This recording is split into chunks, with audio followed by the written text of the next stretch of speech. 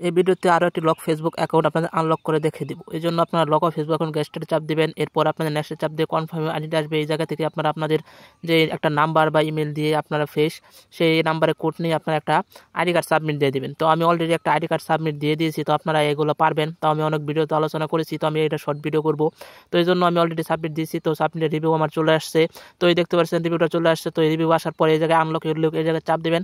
এরপর আপনার যে ব্রাউজারে আপনাদের ফেসবুক অ্যাকাউন্ট লগ ইন আছে সেই জায়গায় দিয়ে দিবেন। এরপর দেখতে পারবেন আপনাদের অ্যাকাউন্টটা অটোমেটিক আনলক হয়ে যাবে। এরপর আপনাদের নেক্সটে চাপ দিবেন। এরপর আপনারা ইজিলিভাবে আপনাদের ফেসবুক অ্যাকাউন্টটা আনলক করে নিতে পারবেন।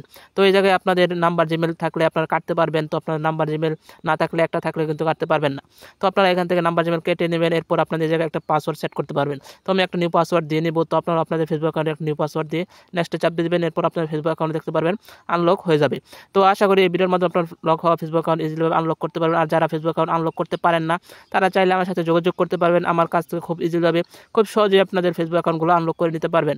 তো এই ভিডিওর মাধ্যমে যদি উপকৃত হন অবশ্যই পাশে থাকবেন। দেখা হবে নতুন কোনো ভিডিওতে।